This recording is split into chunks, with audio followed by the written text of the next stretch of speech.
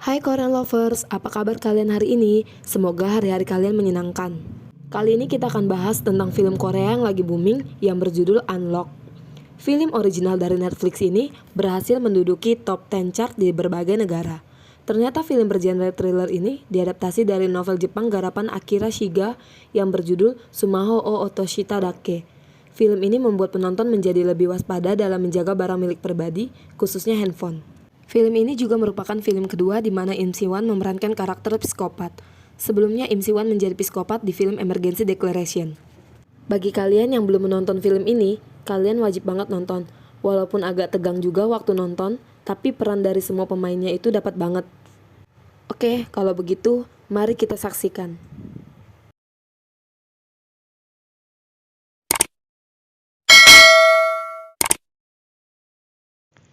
Lee Nami bekerja sebagai marketer di perusahaan startup. Semua kegiatan yang ia lakukan, ia abadikan dalam ponselnya. Suatu hari, ia minum bersama teman kantornya. Karena terlalu lelah, Nami ketiduran di dalam bis. Dia tidak sadar kalau ia sampai ke tempat perhentian terakhir bis itu. Karena terburu-buru ingin turun, Nami tidak sadar bahwa ponsel miliknya terjatuh di dalam bus tersebut. Tidak berselang lama, ada seorang pria yang mengambil ponselnya.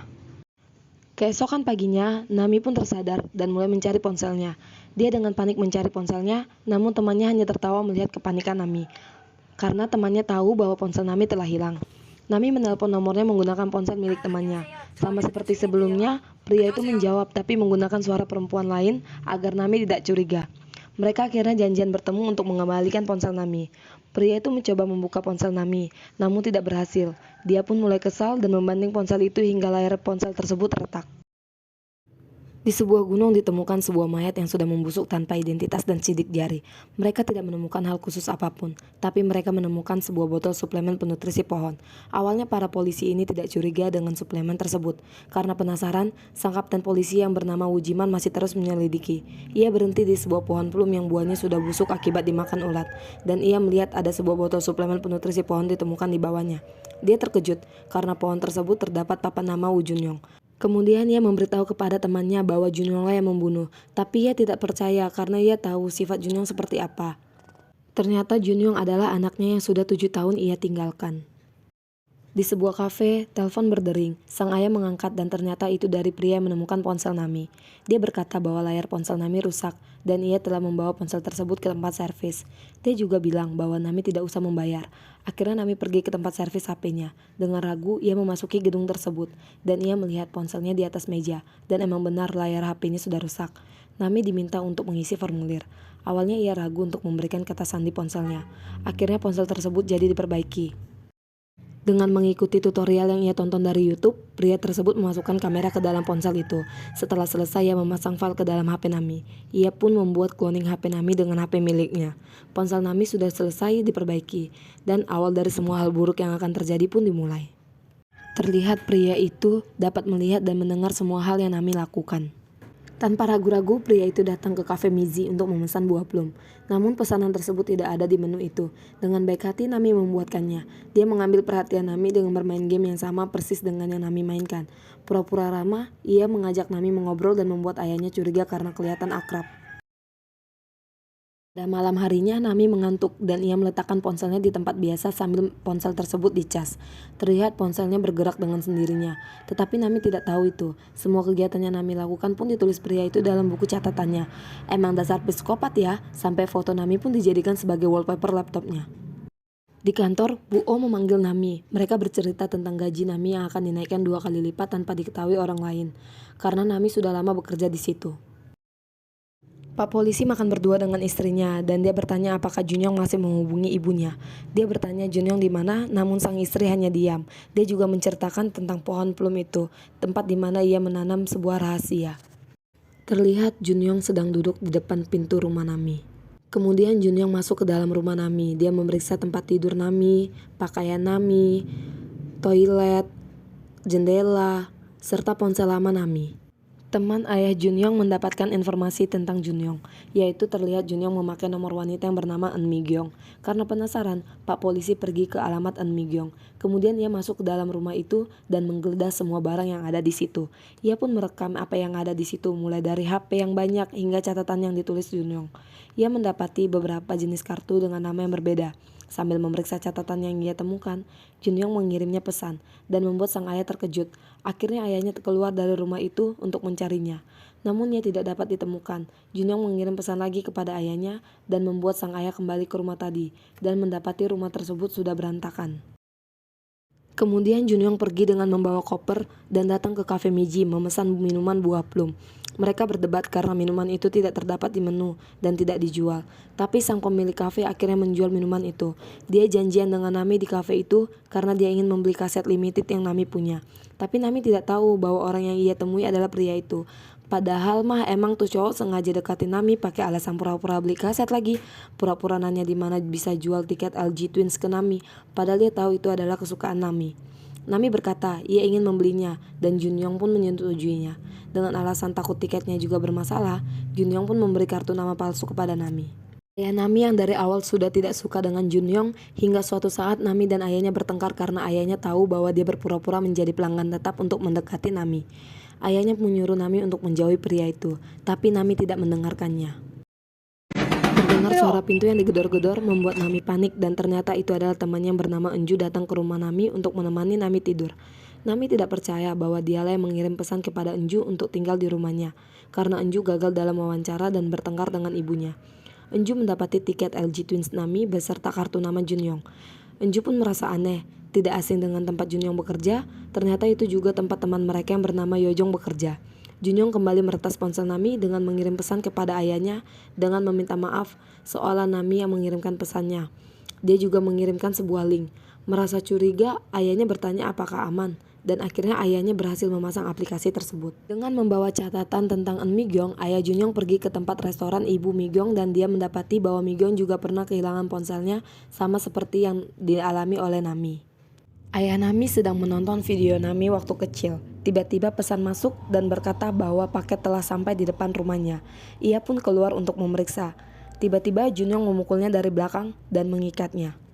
Keesokan paginya ketika Nami bangun, ia terkejut bahwa sudah pukul 9, semua rekan kerja termasuk bosnya mencari Nami. Dia juga terkejut bahwa akun IG rahasianya diketahui oleh orang lain. Setibanya di kantor, dia berkata bahwa HP-nya diretas, tapi teman-temannya tidak percaya, dan dia diusir oleh bosnya. Merasa ia tidak melakukannya, ia pun melaporkannya kepada polisi bahwa HP-nya diretas. Tetapi polisi tidak percaya dan menyuruh Nami melengkapi semua berkas yang dibutuhkan. Karena polisinya sombong dan sepertinya tidak ingin membantunya, Nami dan temannya pergi dari situ. Nami mengirim pesan di grup bahwa ponselnya diretas, tetapi temannya masih tidak percaya dan malah keluar dari grup tersebut. Tiba-tiba pesan datang dari ayahnya yang mengatakan bahwa kafe tidak buka hari ini. Ayahnya marah karena pria itu berpura-pura menjadi dirinya dan mengancam jika dia menyakiti putrinya dia akan dibunuh. Junyong pun cerita kalau ia juga punya seorang ayah yang seperti itu yang tidak memperlakukan anaknya dengan baik. Dia pun cerita bagaimana bisa ia menemukan ponsel Nami. Dia juga mengatakan bisa melakukan apa saja yang kita lakukan di ponsel selama kita memiliki ponsel yang sudah di-cloning tadi. Ayah Nami pun terkejut. Di kafe, Nami dan Enju pun curiga kalau si hacking ini gak meminta uang sepeser pun. Mereka pun curiga bahwa orang terdekatlah yang melakukannya. Tiba-tiba Junyong datang ke kafe Nami. Ternyata Nami meminta bantuannya untuk menemukan peretas ponselnya. Dia pun cerita kalau di ponsel Nami ada aplikasi spy. Dia pun menjelaskan detailnya bahwa kamera itu seperti mata dan mikrofon adalah telinganya. Lokasi, pesan, dan panggilan pun bisa ia tahu. Merasa tidak pernah memasang aplikasi tersebut, Nami pun curiga. Dia pun mengajak Nami keluar dan bertanya, apakah Nami tinggal sendirian? Dan Nami menjawab iya. Dia juga bilang bahwa aplikasi itu tidak dikendalikan dari jauh. Artinya ada seseorang yang sengaja melakukannya. Dia berhasil membuat Nami mencurigai temannya sehingga membuat pertengkaran di antara mereka. Enju pun marah karena dituduh hal yang tidak ia lakukan, dan ia memutuskan pertemanan dengan Nami. Junyong pun senang rencananya berhasil. Di sebuah gunung di daerah Gyeonggi ditemukan 7 mayat dengan pola pembunuhan yang sama seperti sebelumnya. Ayahnya mencurigai putranya adalah pelaku pembunuhan itu. Detektif itu pun menyalahkan dirinya sendiri karena anaknya seperti itu. Lalu temannya memberikan alamat toko servis HP milik Junyong. Akhirnya mereka pergi ke tempat servis HP milik Junyong. Sesampainya di sana, toko tersebut sudah berantakan, dan ia tidak sengaja bertemu dengan Nami di sana. Karena ingin memperbaiki HP layarnya yang rusak kembali, dia pun bercerita kalau dulu ponselnya diperbaiki di situ dan dipasang aplikasi spy. Nami melihat plakat nama di sana tertulis nama Woo Junyong, dan polisi tersebut memberitahu bahwa dia mengubah namanya menjadi Oh Junyong. Nami teringat dan menghubungi tempat Oh Junyong bekerja, dan ternyata nama itu tidak ada dalam daftar karyawan mereka. Nami curiga bahwa Junyong bukan sekedar stalker biasa. Di pikiran Nami, dia adalah orang yang merekam kegiatan di NTH. Tapi tidak menurut polisi. Polisi tahu kebenarannya dan menutupi semuanya dari Nami agar Nami tidak ketakutan. Dia pun marah dan ingin Junyong ditangkap. Nami punya rencana dengan mengundang Junyong ke rumahnya dengan cara berpura-pura tidak tahu bahwa Nami tahu kebenarannya. Akhirnya polisi itu menyetujui rencana Nami. Junyong pun datang ke rumah Nami. Setibanya di depan rumah Nami, ayahnya pun turun dari mobil dan mendekati Junyong. Junyong yang curiga mencoba melihat bayangan dari layar ponselnya. Tiba-tiba sang ayah pun memanggil namanya. Dia berhenti sejenak. Dia berbohong kalau dia bukan Junyong. Berhasil dengan rencananya, dia pun pergi dan tidak jadi menemui Nami. Dia ingin menemui Nami pada akhir pekan. Nami punya usul untuk membuat Junyong datang kembali, yaitu dengan menggunakan ponsel yang lama. Nami pikir HP-nya yang lama adalah yang paling aman untuk ia gunakan. Akhirnya polisi itu pun menyetujuinya kembali. Polisi itu bertanya apakah ada tempat yang aman yang akan ia tinggali, dan akhirnya mereka pergi ke rumah ayah Nami. Polisi itu memberikan kartu namanya agar Nami bisa menghubungi mereka jika terjadi sesuatu padanya. Nami pun masuk ke dalam rumah dan mengetuk pintu kamar ayahnya. Melihat ayahnya tertidur, Nami masuk ke dalam kamarnya. Tiba-tiba pesan dari On Junyong muncul membuat Nami terkejut. Dia memberikan nomornya yang baru.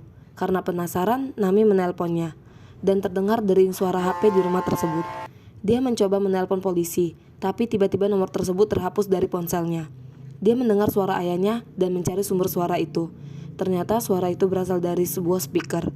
Tiba-tiba Junyong muncul. Dengan marah, dia bertanya ayahnya di mana. Dan Junyong menunjukkan video ayahnya terikat, membuat Nami tidak bisa berkata apa-apa. Di sisi lain, polisi menemukan keberadaan Junyong. Nami ingin bertemu dengan ayahnya dengan syarat ia harus mengirim pesan kepada detektif. Dan ia menuruti perintah Junyong. Nami bertanya, mengapa ia melakukan itu padanya. Alasannya simpel, hanya karena ia menemukan ponsel Nami. Junyong membuat pilihan kepada Nami, ingin membunuhnya atau melarikan diri dari situ.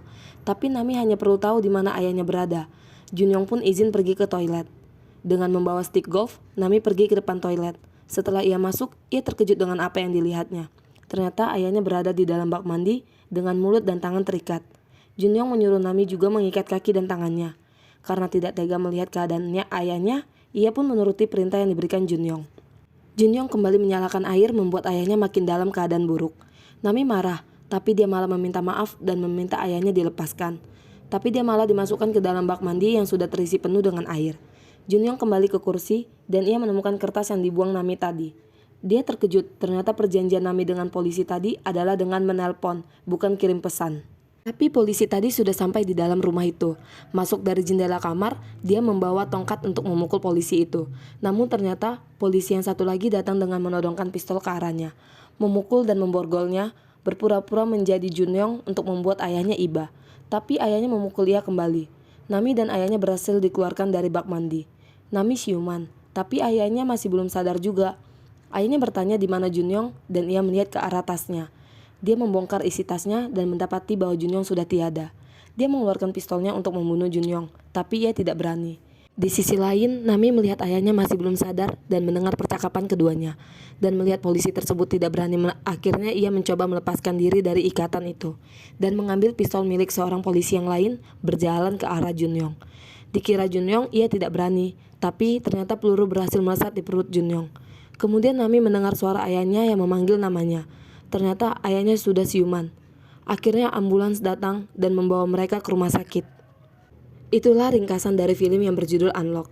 Nilai yang dapat diambil dari film ini, kita harus tetap waspada supaya barang yang berharga seperti HP kita tidak tertinggal, apalagi ditemukan oleh orang yang mempunyai niat jahat. Terima kasih untuk kalian yang sudah mau menonton video ini.